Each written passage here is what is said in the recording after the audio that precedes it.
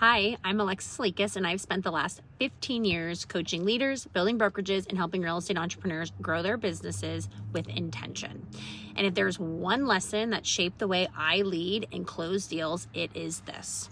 When you're trying to close, questions are your answers. Not your scripts, your pitch, your track record, your stats, or your confidence. It is questions. Because too often when you're sitting across from someone, whether it's an agent we're trying to recruit, a buyer or seller we're working to sign, or even a team member we're trying to influence, we go in armed with information. We think if I can just say it right, they'll get it. But people don't want to be sold. They don't. They want to be seen, heard, and understood. And the way to that is questions. The fastest way to make someone feel understood is ask the right questions and actually listen intentionally to their answers. Let me give you a real life example. So back when I was co-leading a market center in Boise, we grew from 500 to over 800 agents in just 3 years. Everyone wanted to know our recruiting pitch. But here's the thing, we didn't have a perfect pitch, right? We had a framework based on curiosity. When I sat down with someone, I wasn't there to impress them. I wasn't there to uncover or unveil my story. I was there to uncover theirs. So I'd ask, what's working for you right now? What's not? What does success look like for you for a year from now? And what's in the way?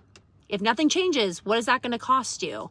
Those are just a few questions, right? So you'd be amazed at how fast the walls come down when someone feels like the conversation is about them, not about you. And the truth is, people will often tell you exactly what they need in order to make a decision. You just have to ask them the right questions. That gives them permission to say it out loud, right? So here's a principle I teach all my clients. The person who asks the most questions controls the conversation, not in a manipulative way, but in a masterful way. So let's say someone's hesitant. You can feel the energy shift. Instead of getting nervous and talking more, which is what most people do, just try this.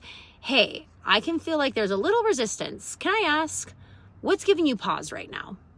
That's the kind of question that does two things. One, it shows emotional intelligence, and it invites honesty without pressure.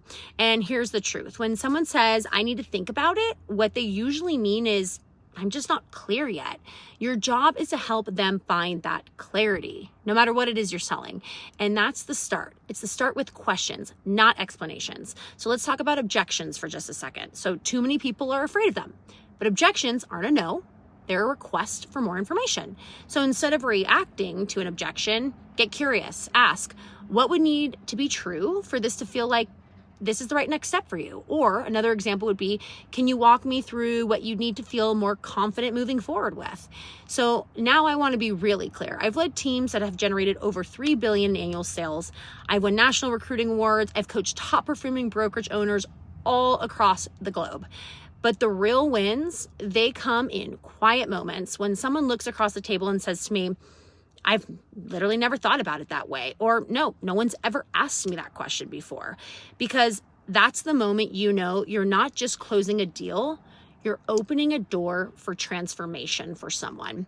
So whether you're in leadership, sales, or business development, I want you to start thinking differently.